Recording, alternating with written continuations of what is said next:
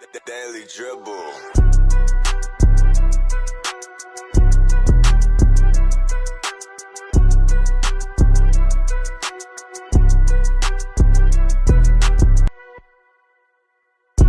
Welcome back to the Daily Dribble podcast, guys. As always, I'm your host, Nick Zammit, here back with our NBL focus show.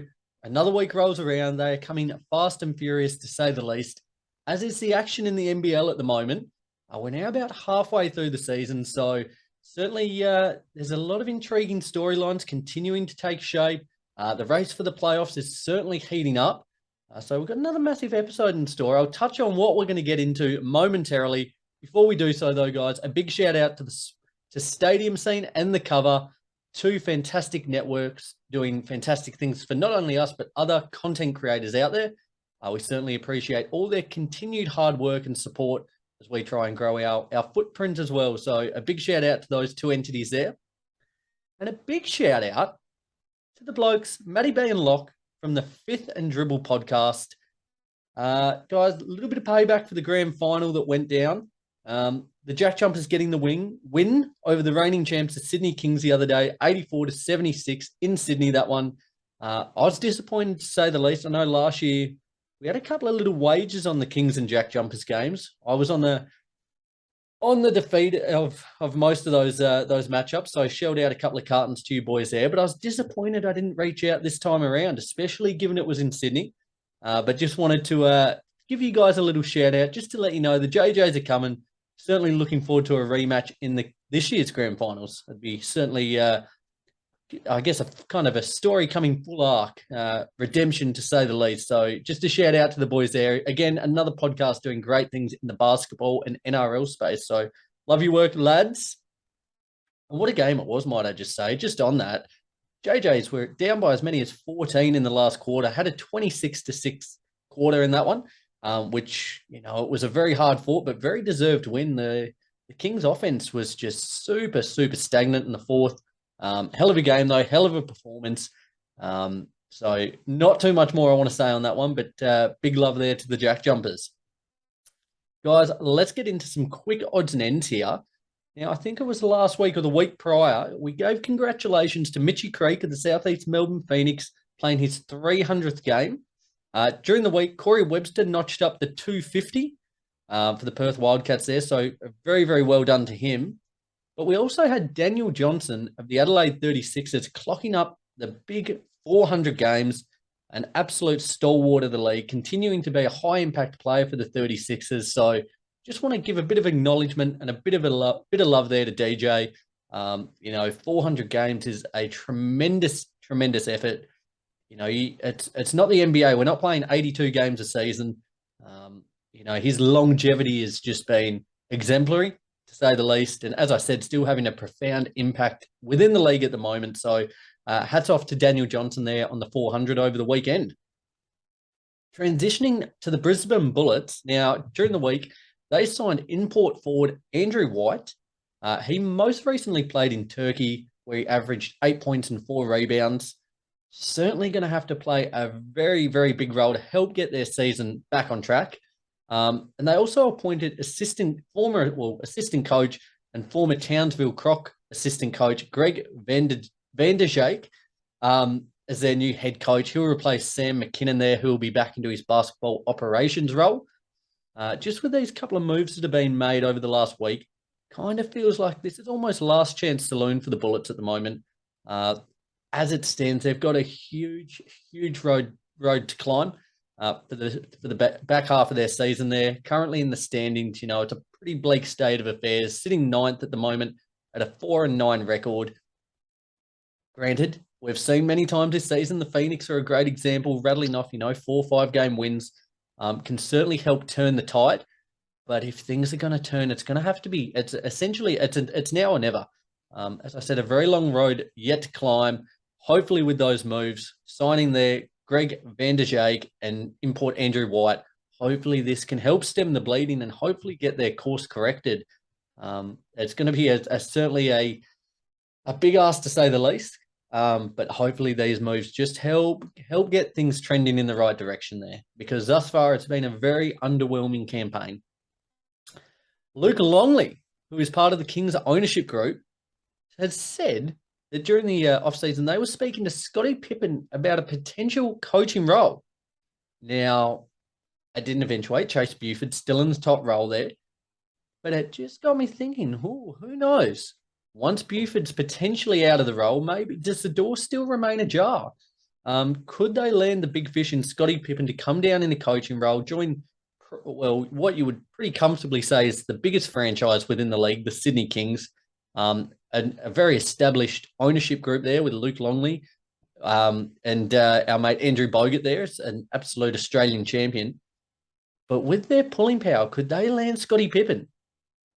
It's a fascinating question, and I think just in terms of league growth, league popularity, even now, given his career is well and truly done and dusted, Scottie Pippen is one of the most well-known names within basketball circles around the world. So I think, again, as we saw the success of LaMelo Ball, players like that, that name value that comes with them.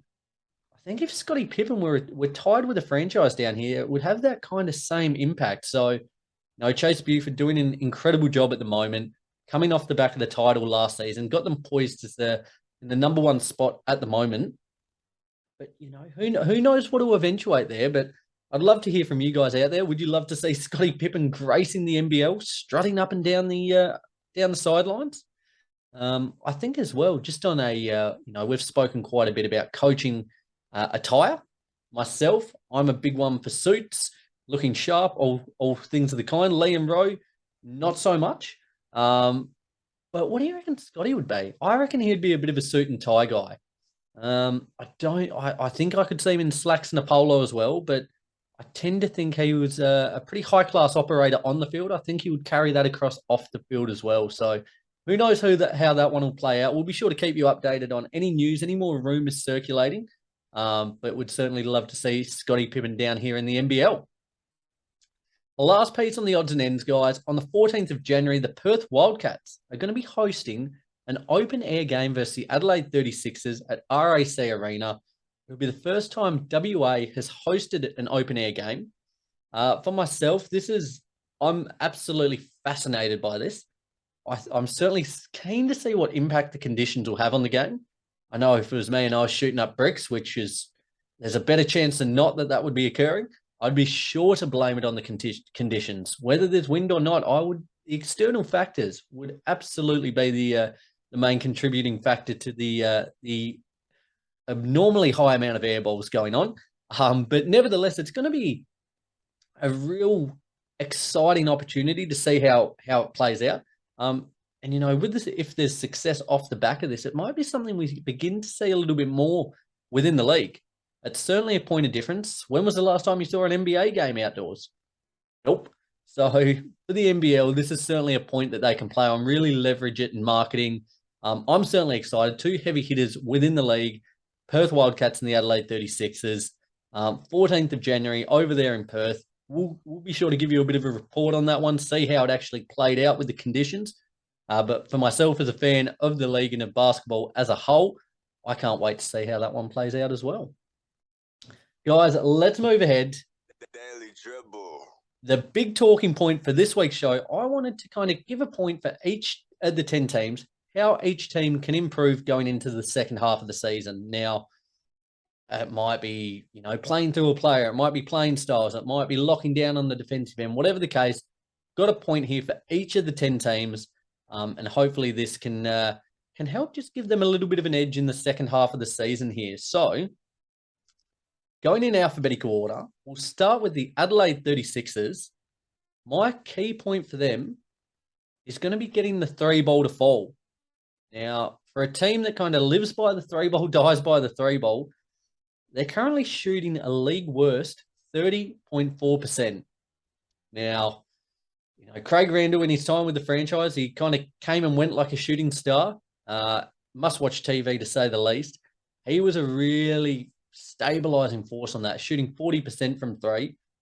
Since his departure, it's been, I was going to say hit and miss, but it's been a lot more on the miss side of things. And they really need blokes, Robert Franks, Antonius Cleveland, Mitchy McCarron there, the kind of the big three on that team, or the new big three now, Randall's departed, to be the driving forces for this.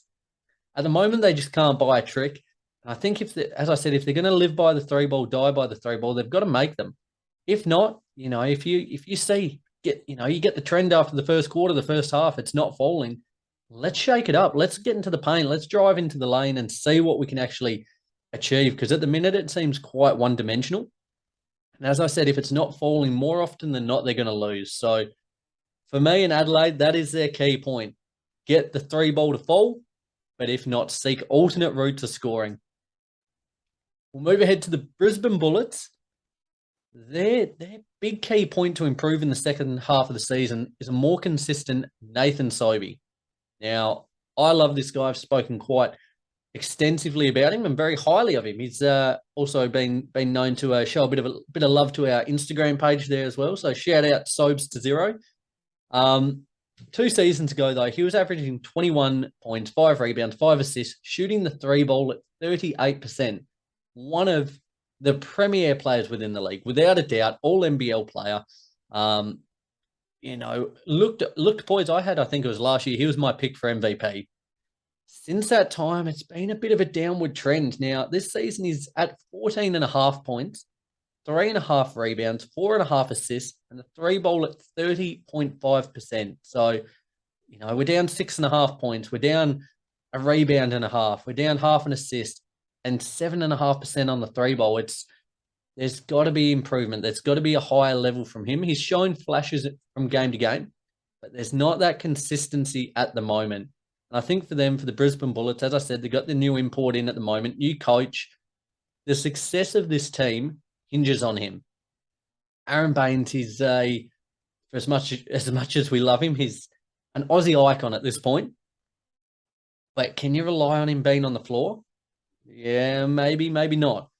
But Sobey's that guy. Sobey is the driving force for this team, and for them to actually hopefully turn things around. As I said, they're in a real hole at the moment on the season. He's just got to be more consistent. He's got to be more consistent. He's got to get that scoring back up. 4-9 at the moment. It is a long road yet to climb. But if they are to get out of it, Sobey's got to be the guy. So that is, for me, for the Brisbane Bullets, a more consistent Nathan Sobey. Don't need him to be at MVP levels, but just need him to be better. Need him to be better than what he is at the moment. Now, I've no doubt in my mind, with the talent that he is, he can achieve those heights. The Cairns Taipans. Now, watched their game. Ro and I, we sat down the other night. We watched their game versus the Hawks on Saturday night. Just wrapped up our NBA show. Lee on that one as well. The full squad back together. Be sure to check it out if you haven't already. Apple Podcasts, Spotify, YouTube, The Daily Dribble. It was a massive episode there just discussing our front runners and dark horses for all the major NBA awards. I digress. But after that, Ro and I sat down. We watched the game versus the Hawks. An absolute thriller. They won that one, the Cairns Taipans, 102-101 in double overtime. Yet it was very, very evident with both teams struggling with sloppy turnovers. Now, the Taipans are currently averaging 13.9 turnovers per game, which is equal fourth worst, should I say, in the league.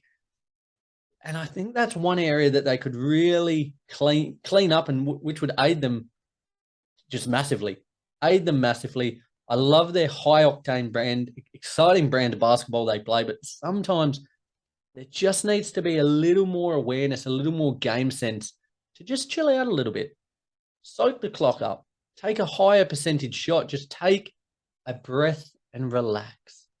Now, for me, as I said, I love the way they play. They're kind of outside the Jack Jumpers, the team I've been rooting for this season.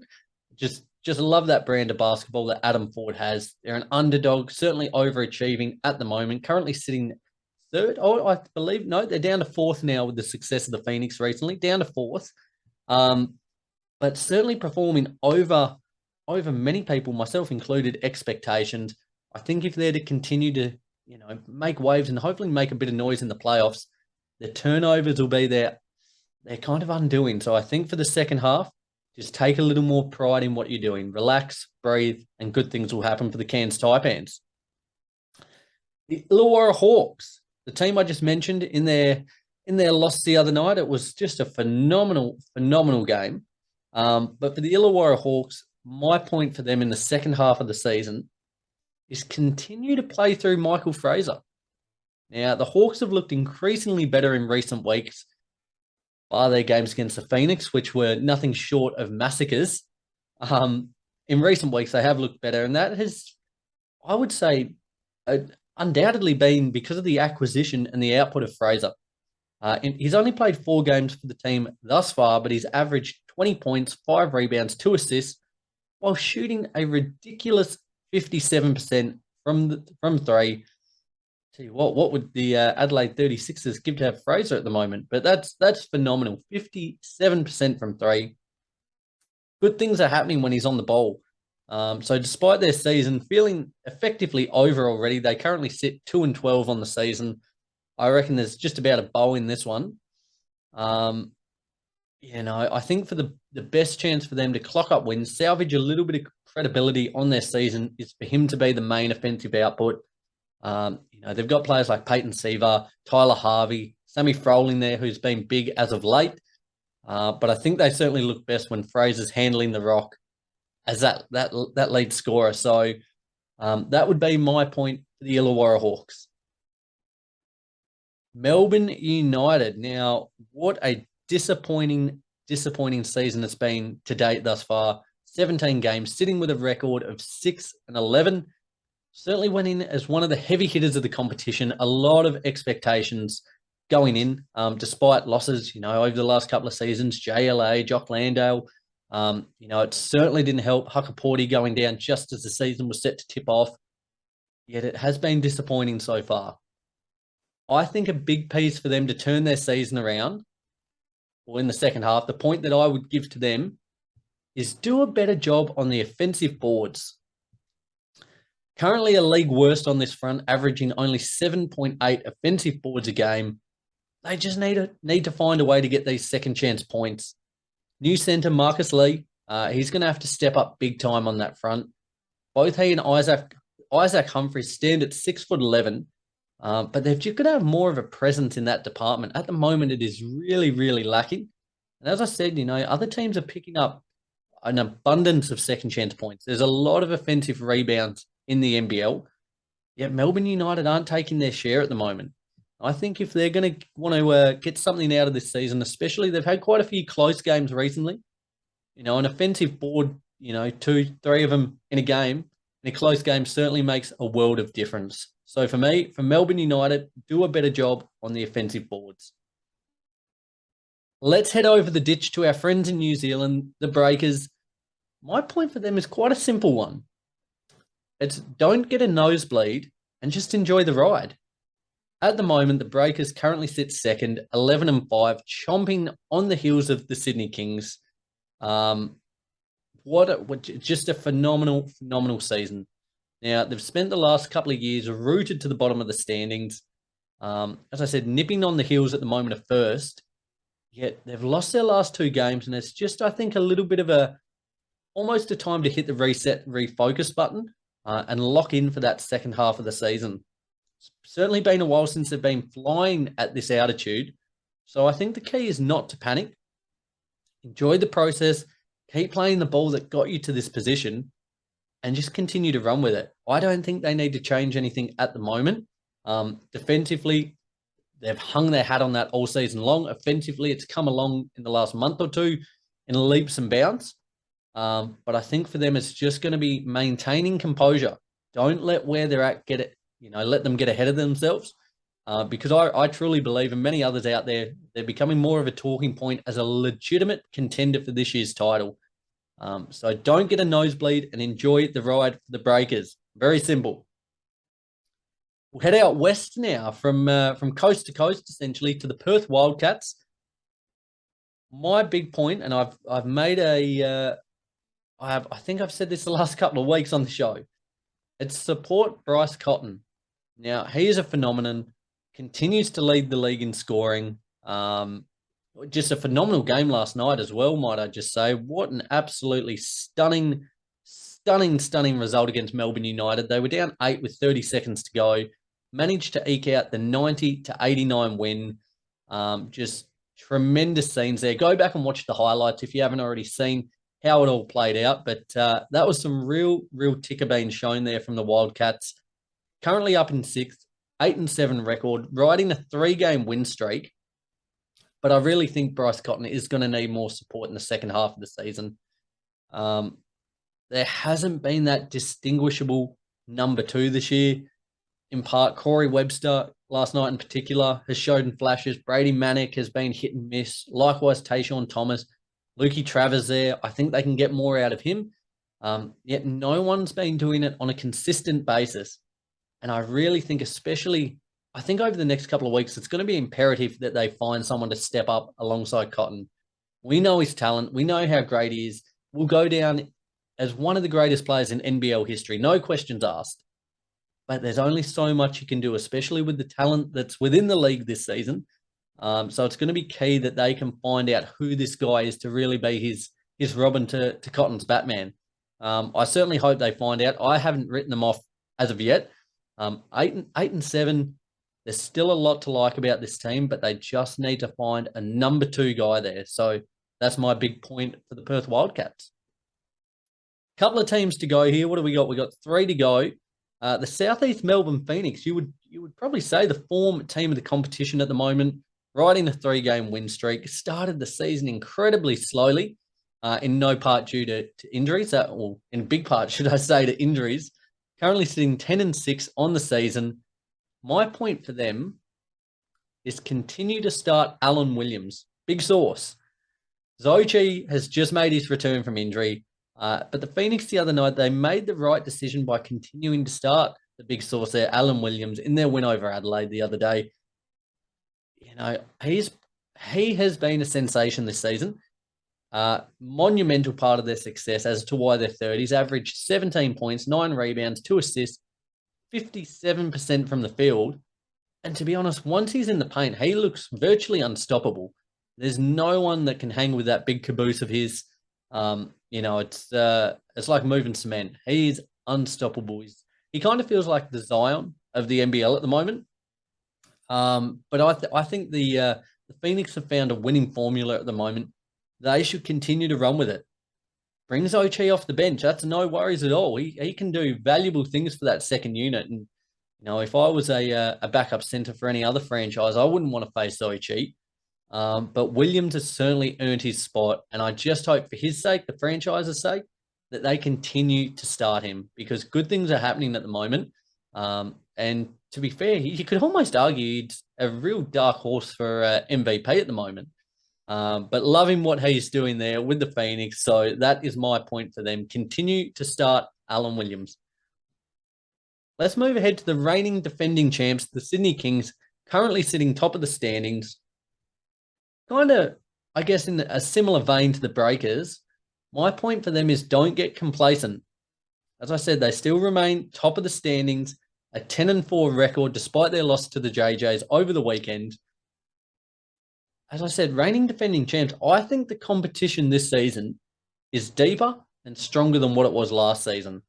Therefore, I think Chase Buford just needs to ensure that they continue to play the ball that made them champions last season, as well as the ball that got them into the top of this year's standings. They looked extremely stagnant and out of ideas in the fourth against the JJs, as I mentioned at the top of the show. Milton Doyle was just unstoppable on both ends of the floor for this particular game. Offensively, just couldn't touch him. That step back he had, or the crossover step back, was just disgusting.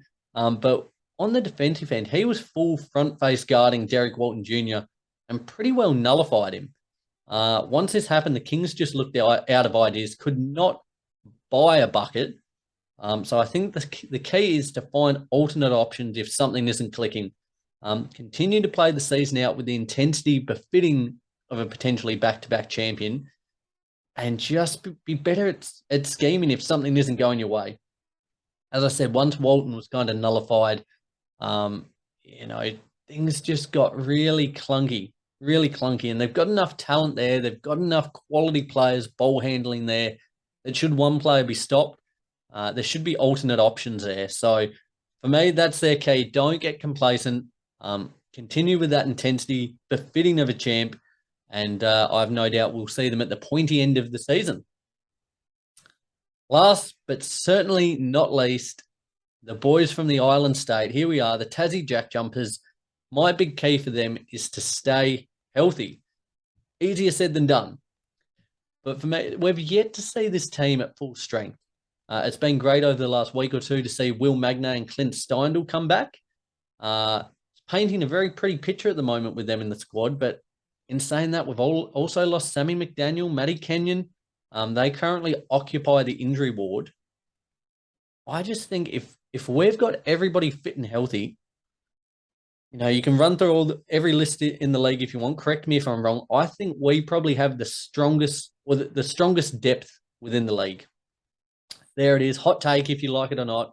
The Tassie Jack Jumpers have the deepest team within the league. And I think should everyone be healthy, they are going to be a force. They're going to be a force at the end of the season. Liam Santamaria the other day made the point that he sees them finishing in the top 4. I 100% agree with him. I just think on their night, that the way they play with such heart, with such intensity, it really exemplifies the idea behind starting this franchise. And I think what Milton Doyle is doing at the moment in terms of carrying that offensive load, as I said, Will Magnay coming back into the squad there, Clint Steindl. If we get back Sammy McDaniel, Matty Kenyon, have a full, healthy, well-rounded squad, going to take a lot of beating. So for me, that is the big point on the Jack Jumpers. Stay healthy. As I said, we're that deep. If you've got to do a little bit of load management here and there, so be it. I think we'll be able to cope. But certainly looking forward to this Saturday night out at My State Bank Arena, going to watch the Jack Jumpers against the Cairns Taipans. Essentially a battle for fourth at the moment. So a really pivotal game there. Can't wait to check it out. If you're going to the game and you see me, be sure to say hello. Love talking ball with anyone and everyone. So be sure to hit me up. Guys, as I said, it's been another massive week. We're now rounding into the second half of the season. A lot of exciting, as I said, storylines still to play out. A lot of action still to come. The next couple of weeks, the games are going to be coming thick and fast. Most of the game weeks have, most of the teams playing two times a game round. So it's going to be chaotic to say the least, but I'll certainly be here doing my best trying to keep you updated with all the relevant news from the NBL.